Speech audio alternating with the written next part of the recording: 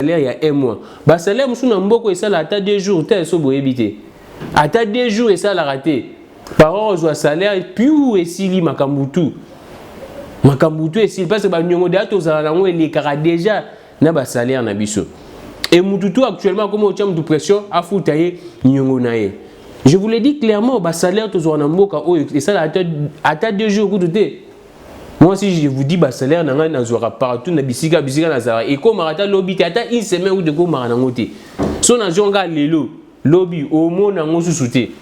Exact que non nazana organisation té eza bongo déjà parce que eza mukié ba dépense et l'équipe est belé. C'est la même chose avec ces fonctionnaires.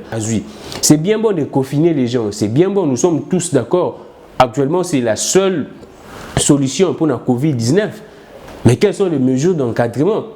Quelles sont les mesures d'encadrement? Tout le monde va foutre des fonctionnaires. Mais je pense que j'estime que ce va foutre à 2 mois. Et ça, la moins bien. Parce que tu peux pas fonctionner en ce bazar na barrière. Bazar na barrière. Que foutre d'abord 1 mois et que sunga bangote. Vous foutre d'abord 2 mois, bien 3 mois. Ça peut soulager en tout cas. Ça pourrait soulager. Vous quand on a 1 mois, parce qu'on a eu une formation, vous foutre d'abord 1 mois. Comment est-ce que vous confinez Gombe? Mais avec beaucoup d'exceptions. Beaucoup d'exceptions. Ceux qui ont une liste, ceux qui ont une interview, il y a Gentini Ngobila, gouverneur, il y a beaucoup d'exceptions. Et d'exceptions, déjà, na yebité bato belé ba ko s'infiltrer na kati ya ba exception na ba mzu ba ko ba journaliste ba ko zo ba laisser passer wana to bimbo na biso ndenge tambolaka ba bazana mpiaka soko pesier $100 $50. Je ne crois pas qu'Arobo européen ça laisser passer wana. Je ne crois pas en tout cas. To bimbo na biso ndenge etambola mutu bena za na mbongo na ye aye pa bato bazo pesa ba laisser passer ana a fini moi 50 to bindenge bato. Ya Covid-19 ba kotaki na aéroport bato ba hotel libanda. Bazaki ko contrôler bangote et tout le monde a dénoncé cela, même le docteur Mouyembe qui ba boza la sudoyer na moi ba $10 ba $20 pour ba l'extra tout sans contrôle.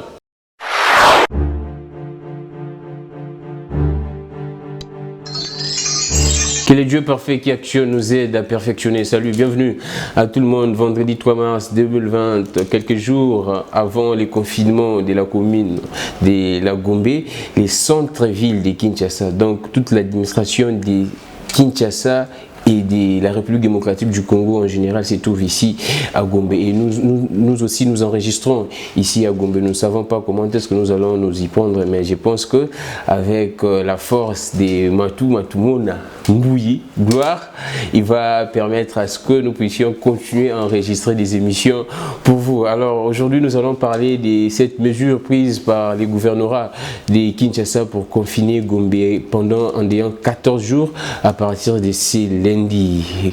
Makambo egoleka na ndenge nini tokosuka ndenge nini bashege ba osuka ndenge parce qu'il faut boyer ba à part batu ba salara batu normal oyo ba salara na ville ezape na bashege oyo ba fonctionnaire na ville awa donc bango pe toyeba te ba mesure na bango ekozala ndenge nini batu ebele ceux qui penda to sali analyse sérieuse batu oyo ba vandara na Gombe na batu oyo ba salara na Gombe baza ebele maintenant tangu inerbe secrétariat technique il y a riposte contre Covid-19 et ça koyebisa biso que Gombe za épicentre en fonction bato ba vandara na Gombe ou bien en fonction bato ba sala na Gombe parce que bato ba sala na Gombe so boye Gombe dimanche boye Gombe samedi lo wana ke moi rapide parce que vous comprendre que ndenge analyse et qu'il faut qu'il y ait bongo so ki boye Gombe samedi na ba après-midi ba 20h ou bien boye dimanche vous constatez que Gombe za timide c'est-à-dire que bato belé au bomo na Gombe au bato épicentre il y a ville ya Kinshasa ou bien la République démocratique du Congo et si pendant Covid-19 et bandi et zalarne po batu ba uta na ba commune mususu bayaka donc batu o bazolo bake baza ba nanti bayaka na Gombe la plupart bavanda na bangaliema bavanda na ba mbinza météo bavanda na ba bovan bavanda bisika mususu bayaka nde ko sala na Gombe mais non. Nous voulons nous demander est-ce ce secrétariat technique de la riposte contre le Covid-19 azwaki atenaki compte ya ba réalité na nyoso ou bien ye akanisa kaka bato tout ba répertorier bango na Gombe bato tout ba moniki baza na Gombe baza malade ndi ba vendre na Gombe donc esa question esengeli to me est-ce que mesure wana ekozala efficace déjà ceux qui déjà to bandi ko analyser ba mesure prise avant to mona application na bien applicabilité nango eza lo lenge esengeli te d'abord fermeture ya ba frontière ba frontière eza ya kokangama mais bato bazo continuer à circuler. C'est-à-dire quoi? Kaka lobby na butu après mission na salaki bolanda ngope nazui appel ya bandeko moko baza na aéroport kuna bayebisi nga nini bato bazo uta libanda mboka bazo ya na cargo. Donc bazo batama na kati ba cargo ndenge batika ki ba cargo elekisa batu elekisa plutôt ba colis pour bobi cargo et ya kana ba colis et ya kana ba fret bloc ebele batu bi ba komi ko batama na ba cargo pour bakota. Donc on a des informations te que non to yo ki za ben information bateau ba sala na njidi ba bengi nga ba pesinga information na. Déjà ba mesure au chef de l'État azwa ki application nango eza totalité. Il y a beaucoup des choses qui échappent. Na ba mesure au chef de l'État azui. Siko mesure au ya Gombe. Si longtemps boye bake Gombe na commune ya Kinshasa et kabona ka na avenue moko. Gombe na commune ya Kinshasa kabona ka na avenue moko. Gombe na Barumbu avenue moko. So ikutu frontière bazo kwa ko sécuriser ngote po batu bako tate. E bongo siko Gombe. E kozala ndenge nini? Awa bazui mesure wana ya confinement ya Gombe. Eza mesure moko to saluer ngo. C'est salutaire vraiment. Mutu mawate akoloba keno eza mabe.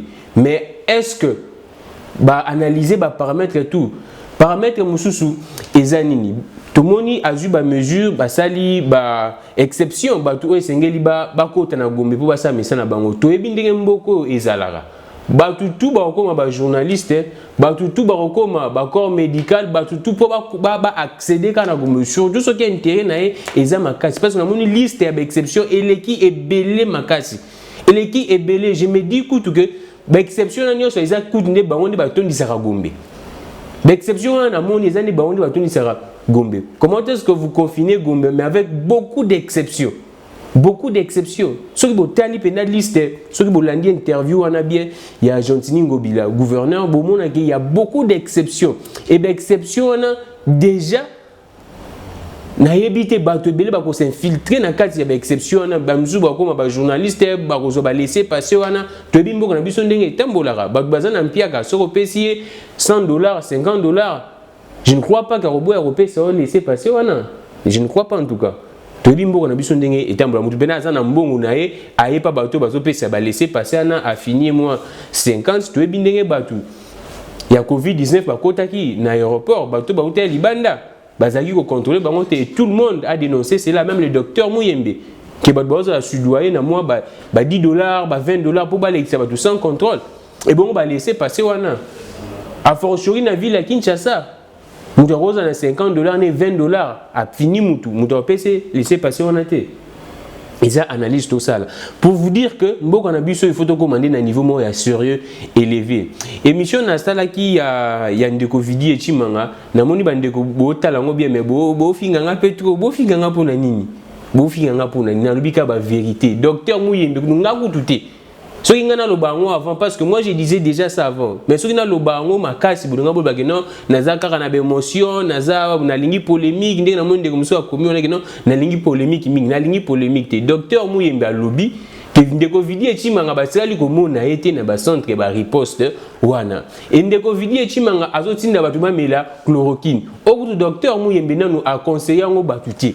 Na yeto moni azotinda bato soko ngai na van ngai na ye na lobeli ke no vidi echimanga ifo atika makambo wana wapi faute na ngai on ezaki juste parenthèse parce que na yebisa bino ngana lingaka interaction bongo na za wana te pona bino boko mana bete bino karano zo komi ngape na roya na osunga bino bo comprendre démarche nga. Alors on revient sur décision ya confinement ya ville ya Gombe. Comme je disais Jontini Ngobila a eu mesure wana ya confinement mais ba exception ezebeli bato esengeli baleka. Moi j'estime et je pense que il faut réduire les sous réduire bato batiki exception ezebeli bato wana ba infiltrer ba kota ebele moyen de contrôler na ba exception ebele wana ekozala les sous te ekozala les sous vraiment te parce que tu as vu makamdenge et comme en Amboka, je le crois bien, ndenge binomo boyebi ke na Gombe bato mbongo bazali, bato mbongo wana basala misala bango mokote.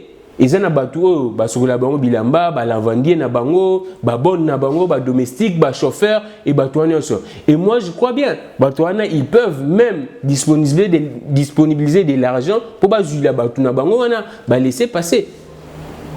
Parce que je ne vois pas Bazwa bango en charge pendant un mois bavandisa bango wana je ne vois pas. Je pense que ceux qui ba landeli makambo wana bien des commissions wana au Bachepe Sabatou, laissez passer. Et ça, hôtel de ville, ou bien, je pense que ça, hôtel de ville. Parce que dans mon épée, laisser passer dans un groupe, il y a des journalistes, laisser passer dans la commission, est-ce que Barosala sérieux pour faire ça uniquement dans Batou Oyo? Bazar est pris la décision du gouverneur. Ce sont les questions que nous devons nous poser. Parce que les Congolais, déjà, ceux qui déjà moutou, Yemoko, a outi déjà. Libanda a yebi déjà sika outi malade ezali mais à se permettre à yenamboka comme ko kima na ba service ya contrôle et monsieur Koutou a été plus loin à quel intérieur so mutaza déjà na mentalité bongo et vous pensez que ce qui est intérêt na ye eza XY na Gombe il va respecter cette mesure du gouverneur? Je ne pense pas. Donc il faut sérieux et à la makasi. Il faut sérieux. Tous on à la légèreté. À la légèreté. Déjà moi je pense, je vous disais, je suis pour confinement, il y a Kinshasa Mobimba.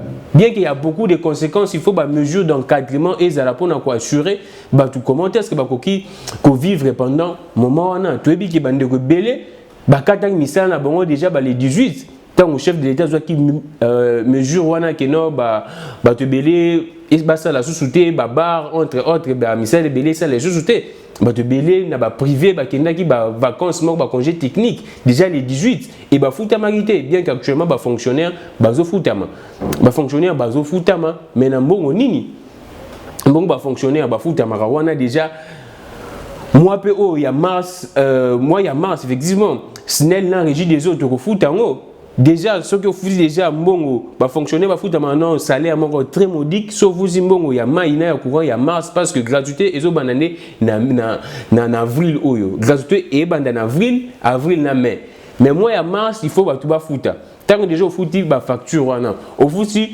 loyer au fouti makambunyo so wana mike au sel provision fonctionnaire c'est quand nous permettre pendant 14 jours pena à s'assurer bien na posta qui na statut na pona bato yo tozana bango en contact mais bisabino que biso toza na Kinshasa toza na ville nous voyons comment est-ce que parents na tongo atiki mbongo ya koliate ayo tinda mbongo na 12h 13h il faut abeta na mutu na tongo et je veux plus ça vraiment c'est à la mode na Kinshasa mon abna parent non na tongo ana mako quitter il faut que non musala tongo a taxiki a beti cop na ba 13h 12h alors maman na bana na otindelo mo na M-Pesa Orange Money mo na et commander bongo siko ne ba lui ba vendre pendant 14 jours mi ba cop belé betama na Gombe. Quelles sont les mesures d'encadrement où l'État a joué? C'est bien bon de confiner les gens, c'est bien bon, nous sommes tous d'accord. Actuellement c'est la seule solution pour la Covid-19. Mais quelles sont les mesures d'encadrement? Quelles sont les mesures d'encadrement? Tout le monde va foutre fonctionnaire, mais je pense que j'estime que ce va foutre à 2 mois et ça la moins bien parce que tu veux fonctionnaire en ce bazar na barrière, que foutre bango 1 mois et que sunga bango te, bo foutre bango 2 mois, bien 3 mois, ça peut soulager en tout cas, ça pourrait soulager. Bo soua kana 1 mois te parce que na eu information bo foutre bango 1 mois. 1 mois. Et 1 mois, on a soulagé et l'autre côté, parce que ça déjà na banyongo. Boyebi déjà bandona biso ça na fonction publique na bali kelemba na bango banyongo déjà bazwara salaire non et comment non déjà na ndaku moi katikati. Donc batika na mbongo mukie. Tant déjà ba ya banyongo wana mututu aza na besoin pendant le confinement azo banyongo na ye makambo belé a otika na mbongo mukie to afuta mai afuta courant on va dépenser mukie provision et resungate pour na 14 jours ba konzi ba meka un peu ko revoir s'il y a moyen s'il y a lieu ba futa bandeko na biso va fonctionner à 2 mois ou 3 mois et resunga bango vraiment toko lo ba ke mbongo mboka ezana mbongo te mais ce qui est sûr dans les poches des gens 135 millions de au docteur Mouyemba zo senga wana pour une riposte contre Covid-19 et ça na poche abatu tout le monde ba solo il y a 200 millions betama na mboka 200 millions mutumo pena journée pena 200 millions moi catégorie abatu ba jean ba na poche et maintenant 135 millions donc boti la biso no histoire que mboko yo eza na mbongo te tout le monde a déjà ba don ndenge zo pesa mais transparence il faut ezala tozonga makambu il y a mesure ya confinement ya Gombe wana na zone bango parce que c'est très sérieux. 14 jours, ils ont été 14 jours, ils ont vraiment ébélé. Nous avons un salaire il y a 1 mois. Le salaire, nous avons beaucoup de salaire à 2 jours, tu as évité. À 2 jours, et ça l'a raté. Par an, on a un salaire, puis où est Sili Makambutu? Makambutu est Sili, parce que nous avons déjà un salaire.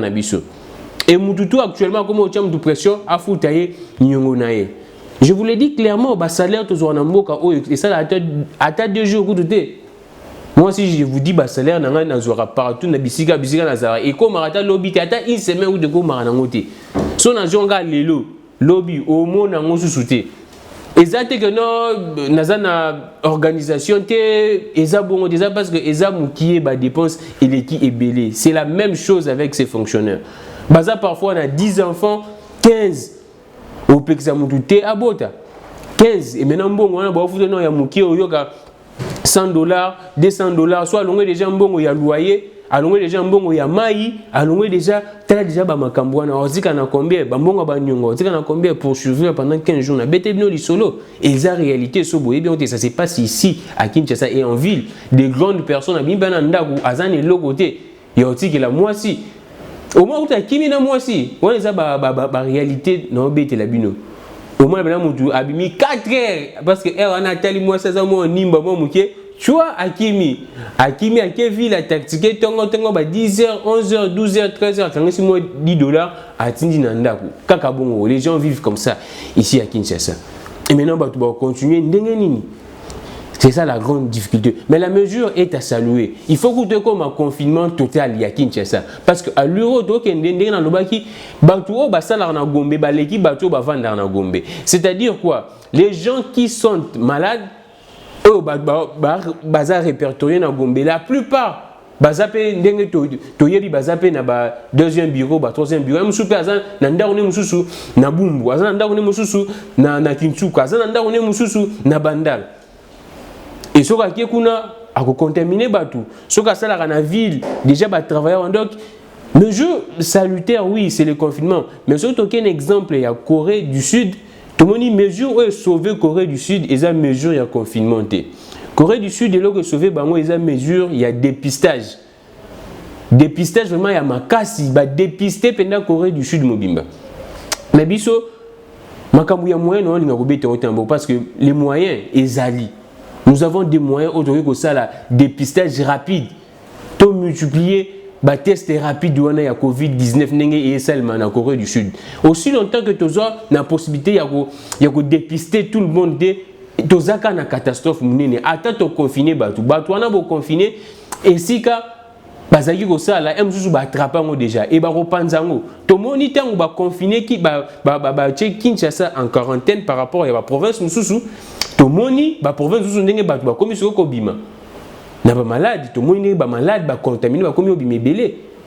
Pourquoi? Simplement il y avait déjà des personnes qui avaient fréquenté Kinshasa bah zonga qui na province, c'est la même chose. Il y a des personnes qui fréquentent pas des personnes, presque la majeure partie de la population kinoise est fréquentée à Gombe. Et quand vous confinez seulement Gombe, botiki ba commune mususu ndenge na ebisa bino Gombe na commune à Kinshasa, izaka na avenue moko, na Lingwala avenue moko, na Barumbu avenue moko. Mais non. Vous pensez vraiment que les policiers na tongo ça peut marcher, na midi ça peut marcher, mais na 18h. Tant que les policiers les mbarala la ranae parce que les policiers veut barotia ba pesa ba mata eloko malonga te salaire malonga ezate. Tout le monde makambo ba marche ah ba policier bazo wele la sardine moko ba tie ba ngona tongo mobimba sardine moko et ça sera la même chose. Et vous pensez que policier ya bongo ba tie à surveiller batou ba tia Gombe en quarantaine et tobika Gombe bato mbongo pour policier ba finir moins $10 en tika on doit les cater. Je ne pense pas. Donc il faut tous voir ba mesure moko où ils a vraiment drastique parce que cette pandémie est très sérieuse. Hier j'étais surpris, une grande dame vraiment je respecte beaucoup tout sur la benaye azotu nangaye avec ça ngane bise vérité sur effectivement malade des vraiment ngane c'est oh malade des alliés ça ngone na be dana liembongo en fait tu vas congolais baka bizarre maman mukolo pendant azon di maka te que non malade des na mboko malade des parce bato bongo il y a déjà un sérieux problème en termes de communication. Il y a des émissions au Salaki avant. Heureusement, quand je disais hier ou avant-hier que Dr Mouyembe, il faut affongo la cercle, à mon logo la secrétariat technique Wanezaka ya Yemoko. Aujourd'hui, hier plutôt, j'ai suivi communiqué, il y a Dr Mouyembe faisant appel, il y a des chercheurs, même des praticiens. oyo nyonso akoki kozala na solution pour la COVID-19 aya na ministère de la santé va examiner la solution. Voilà, c'est ce que je disais. Et quand je disais ça hier, avant-hier, Batubele critiquer Kingaï et Batubele critiquer. Mais les lots de lobby, n'a soit communiqué, il dit que le docteur Mouyembe Yemoko a sali appel na intelligence tout. A Monique, Makambu Oyo et Zakaka Makambu, ya mayele na Yemoko te. Il faut associer les intelligences. Lobby na noba qui une émission que docteur Mouyembe qui a s'entêté à l'inka ka cercle ou ya secrétariat technique ezalaka ya Yemoko a risquer à Sambwa. A risquer valeur au ba pesa qui yenyo so esi là. Pourquoi? Parce que maladie ou ya COVID-19 y est hasard vraiment expert dans côté. C'est un virologue bien sûr, mais souche o eza souche ya sika o yé aye bien côté. Eza souche ya sika o yé aye bien côté. Donc, il faut faire appel à tout le monde. Tout celui qui peut apporter petite expertise naie aya nango et il y a un docteur Mouyembe namoni a sali. C'est-à-dire quand moi j'analyse ici, quand nous analysons ici, ce n'est pas parce que ton plaire X ou bien ton plaire Y. Non, moi je ne suis pas là en tout cas. Moi je ne suis pas là comme je vous disais soutenir les chefs de l'État ou pas. Je ne suis pas là en tout cas. Parce que je vous dis toujours que les gens qui disent que non, moi je soutiens les chefs de l'État, Ezagarabatou ya Djalelo.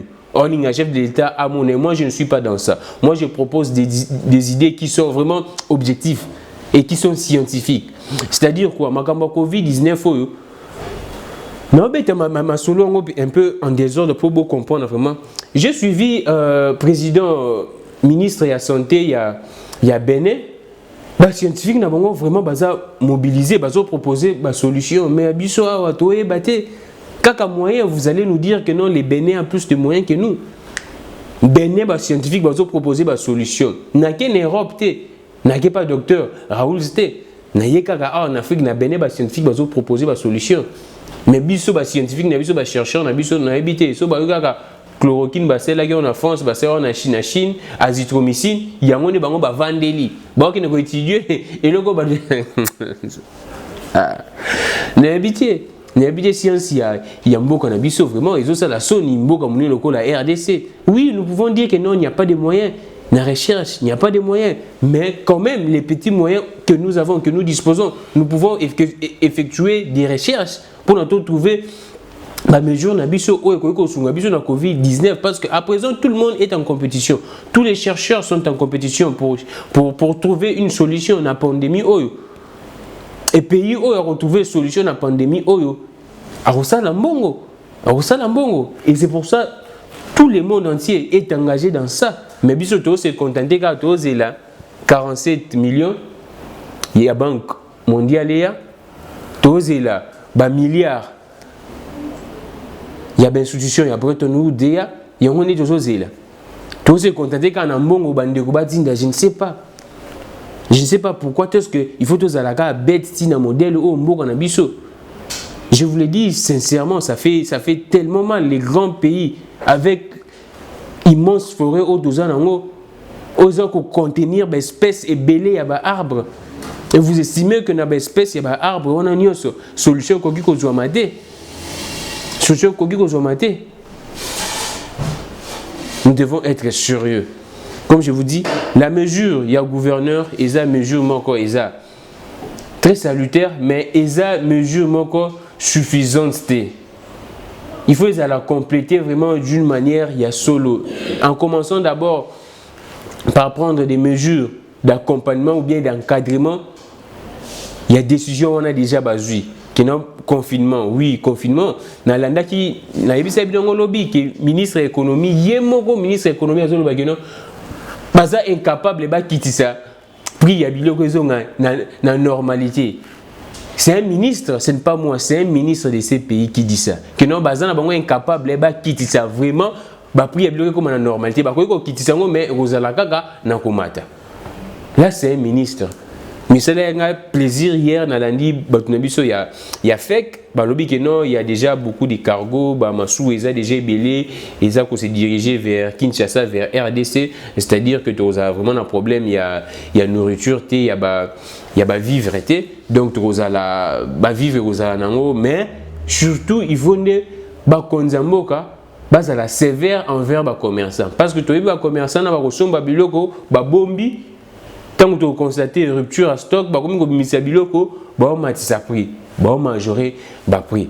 Moi je pense que il faut gouvernement, ministre et économie, la police balandela ba commerçants wana baza véreux wana o ba lingate makambo etambola ndenge elongo bani. Donc actualité ndenge eke na mboka ya mwana. Et je vous l'ai dit déjà, donc préparons-nous parce que après Gombe, docteur Mouimba tanga 3 communes, atanga ki Gombe, Kitambo na Kinshasa. Mais moi je vous dis wana au docteur Mouimba tanga ki na ba commune tout etikali ba kanga déjà batu. Mais au ezaki na ba taux élevé ndezaki Gombe, Kitambo na Kinshasa. Mais ba commune mususu eza déjà notamment Bakasavu, Babandal, Balemba, partout déjà, malades déjà bazali. Et ça pour nous rebanquer Sabino Tessigo, mais pour vous dire que ceux qui vont confiner Gombe, et ça que yom dozan anji le bageno et talingate biso anji doza épargné non. Na bando lo bakuna be mission na ngai ya sima que non. Soki batuana ya Gombe wana bauti aéroport balekana na changu non. Aro qui t'a pas zomi moi li pana changu. Soit vous êtes déjà malade, parce que malade, on a ceux qui ont symptômes et se manifestent, mais tu peux du moins contaminer. Donc, biso tu siga tozali, tozoa, to respecter ba mesure préventive. Ba mesure ou ba konzi, ba éditer biso. Donc, to respectons à la lettre. To respectons vraiment à la lettre. Ce qu'on a maboko na yo à chaque fois qu'on les mate, oui, c'est lassant. C'est lassant, c'est fatigant.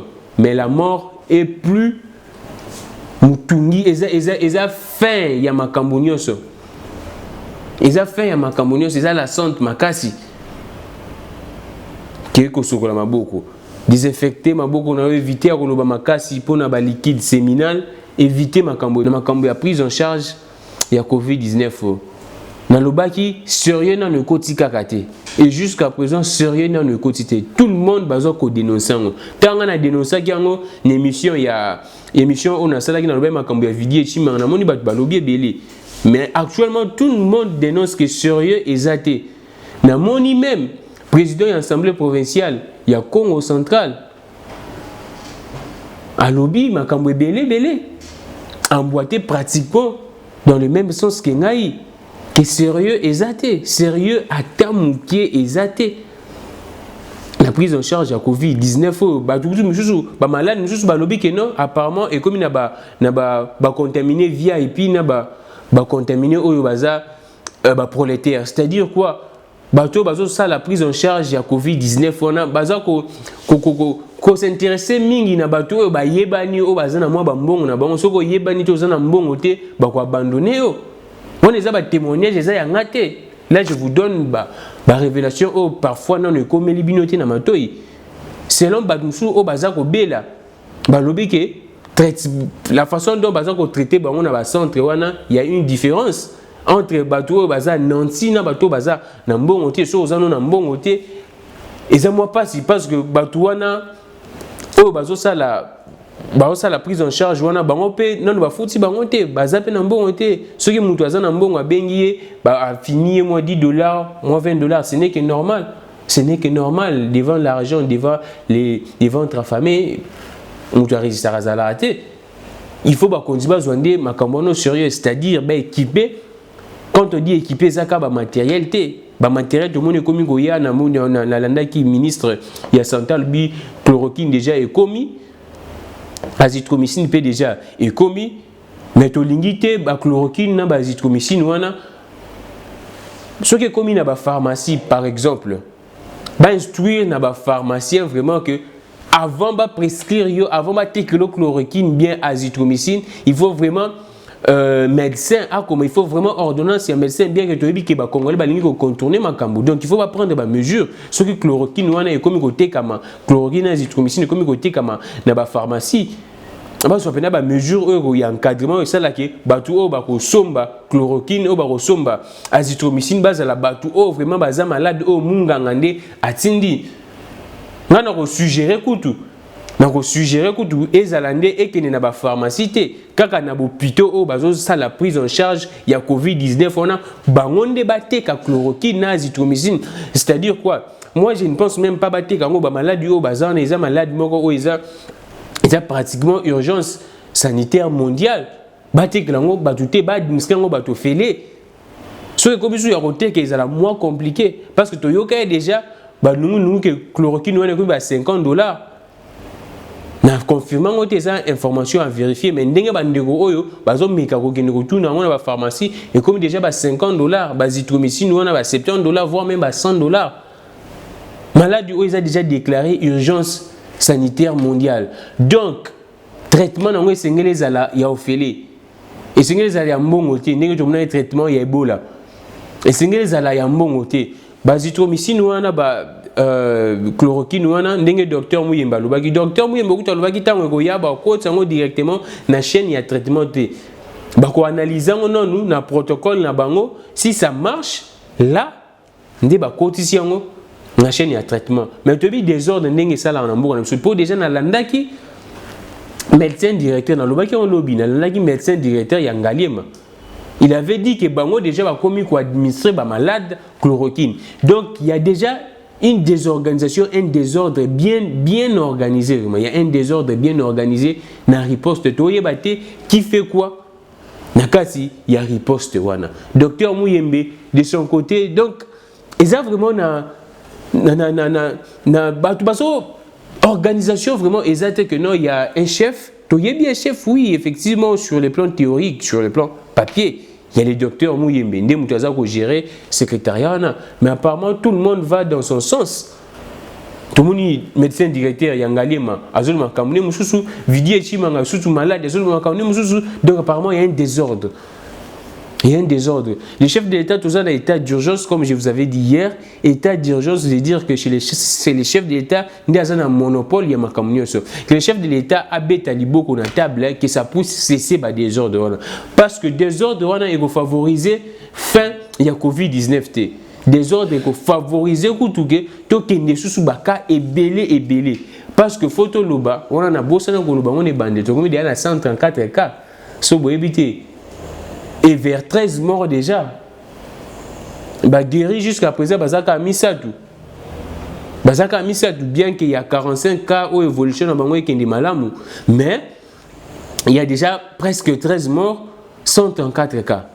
Donc, chef de l'État, ce qui a bêti Libo qu'on a mis ça, désordre oyo et pour favoriser kaka Covid-19 et se propager sous malamu. Ce que le chef de l'État doit faire, il faut abaisser Libo qu'on a mis ça. C'est-à-dire makambu oyo, il y a des désordre on a il faut ici là. Il y a une personne au hasard en charge, il y a que diriger il faut makambu ou terapa naé en complicité en collaboration avec le ministère de la Santé. Il faut m'accompagner à bon. Mais si nous continuons avec ces désordres, là, j'interpelle vraiment le chef de l'État. Parce qu'actuellement, Toyo est le sous-chef de l'État. L'état d'urgence, Premier ministre, a se face à un peu. Toyo est plus chef de l'État. Parce que c'est seul lui qui a moins contrôle de Makambounio. Le chef de l'État doit parler. Doit nous dire que Makambounio a désordre, il y a riposte, il faut cesser. Il faut vraiment cesser. Parce que désordre de l'équipe Makassi, tout le monde en parle. Et ces désordres ne favorisent rien. Ne favorisent en tout cas rien.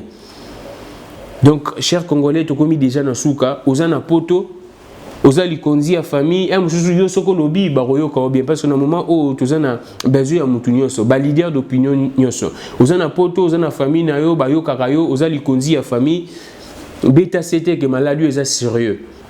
Bato belé. Bazo jusqu'à présent, bazo dit matin na mboka na biso que malade isa na mboka na biso. To continuer ko sensibiliser bato que malade isa vraiment na mboka na biso. Cause la te omona pembe na mutu akufi.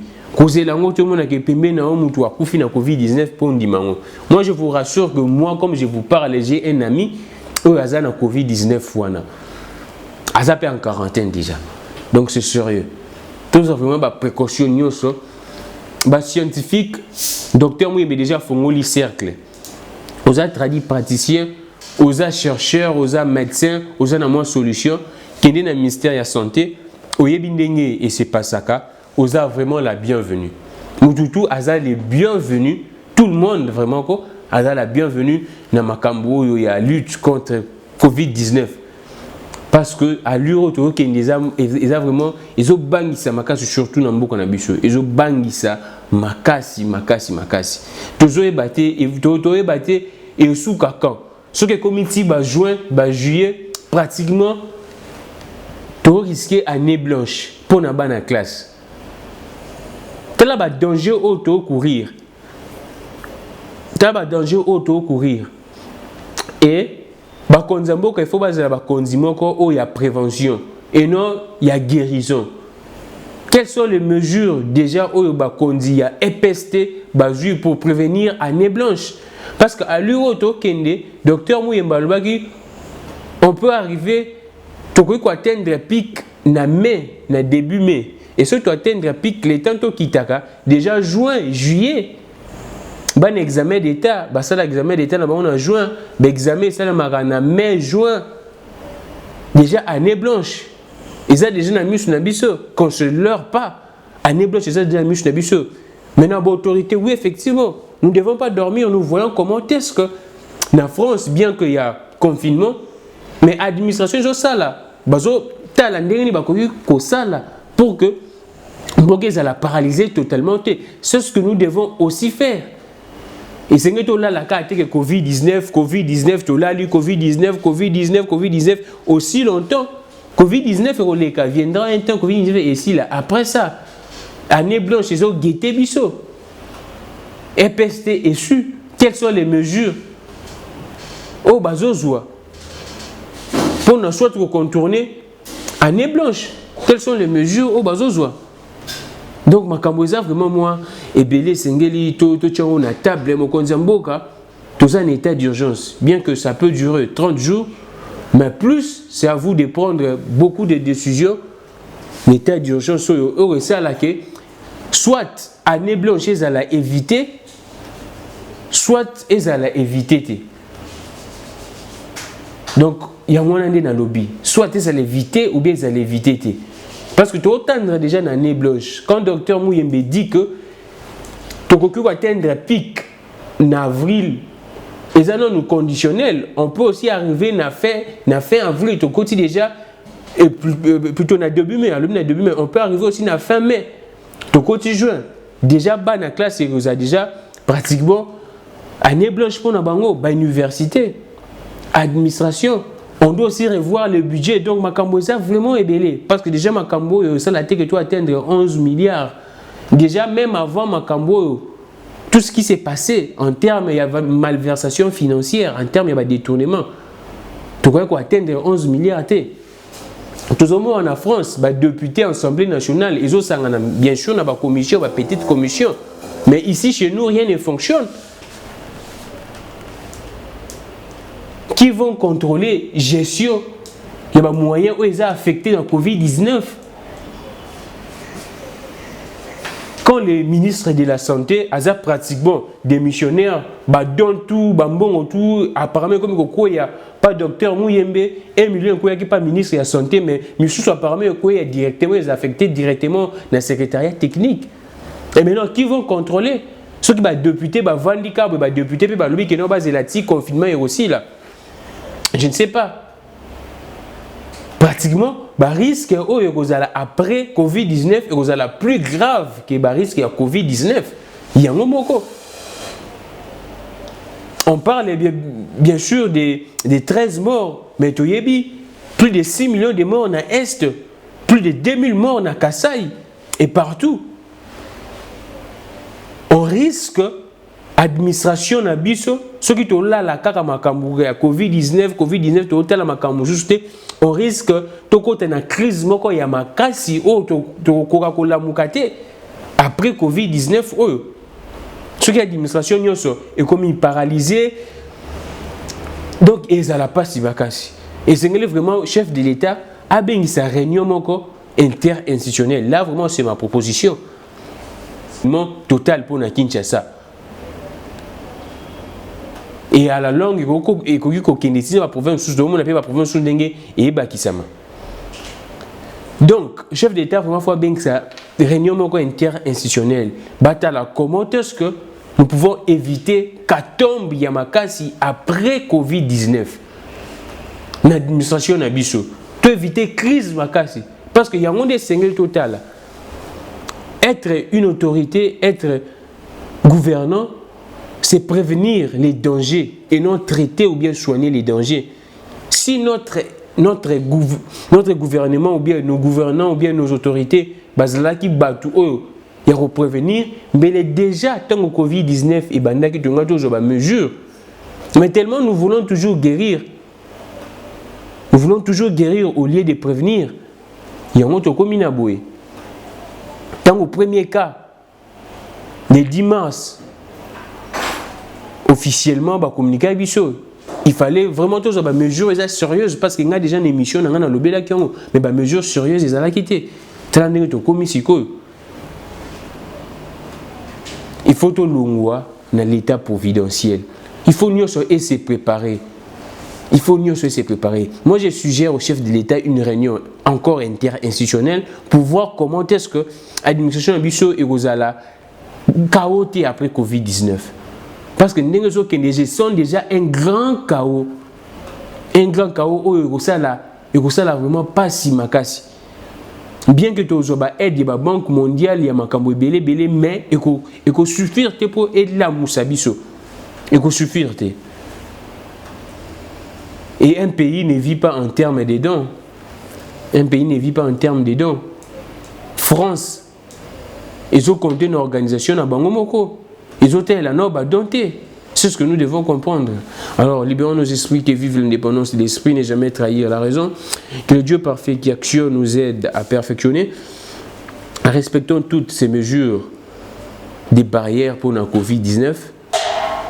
Vraiment, tout ça là, pour la bola mambo qu'on a biso. Tout paniquer, maladie oyo, selon les statistiques, il y a des statistiques internationales, plus de 80% bazo bika na bango nango. Et bato bazo kufa na maladie baza plus ba vieillard ou baza déjà na ba maladie et belé. Ceux qui sont jeunes ko paniquer, même si vous vieux ko paniquer. Ko paniquer eza kaka lokola ba grippe ndenge yaka. Eza kaka lokola ba maladie mususu ndenge eyaka, to connaîtra même ba maladie moko ya pasi makasi ko paniquer.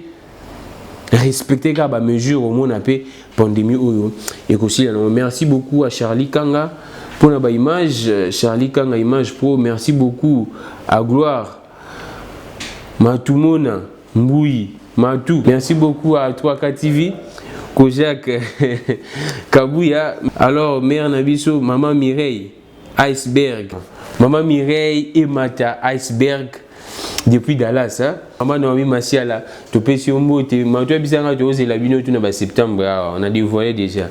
Tu oses la bino tout na septembre, et au ça la biso bien makasi. Bon tenir biso rigueur te, tant que le babo et on a besoin d'un mot qu'on a biso échanger. C'est ce que nous voulons, c'est ce que nous voulons pour notre pays, que les histoires puissent marcher correctement. Ce qui arrive actuellement à Kinshasa en RDC est mettre à nu la mauvaise gouvernance, la mauvaise gestion pendant plus de 60 ans, pendant plus de 30 ans, avec toutes les autorités qui sont passées dans le sommet Yambo Kanabiso. Par conséquence, dans le monde Yangoyo. Et Zaka, l'autorité, le peuple congolais, on a tellement naïf, Makasi, on a tellement passif. Et le badjan de Kobokechu, le peuple Ndengenini, peuple Ndengenini. Lobby Martin Fayou Loya. Na aéroport kuna otondani okeko yambaye président de la République oya otondani okeko yambaye nane mwanantie mipe okendo yambaye finalement au peuple ndenge nini makambo eza sérieux na mboka no olamuka raté osokola ngo misute otala kenon makambo fo cesser tozana bo pitote. C'est maintenant que nous pensons à équiper nos hôpitaux. C'est maintenant que nous pensons à équiper nos hôpitaux. Je ne sais pas. Je ne sais pas. Alors, il faut nous aller sérieux. Merci beaucoup. Vraiment, après Covid-19, au peuple, il faut vraiment hâter les mains. To barrer vraiment rousse na ba dirigeant o tout ya buzoba o baza na mboko na biso. O musana bango ko yibaka ba 15 millions ko yibaka ba mbongo ko tonga ba mapangu. Musana bango ka ya ngwana. Makambo ya 15 millions ba comme na bino jaki cité, maintenant, quand la solution à Covid-19, comme on a bien cité. Il y a certaines autorités, comme on a bien cité, dans le détournement, la malversation. Si on a 15 millions, comme on est allé, on a 6 millions, comme on est allé. Makambo nyonso kombo ya buzo bezali mais na makambo ya solution Covid-19 oyoka kombo na été. Merci beaucoup à tout le monde en tout cas, au revoir, on se retrouve demain.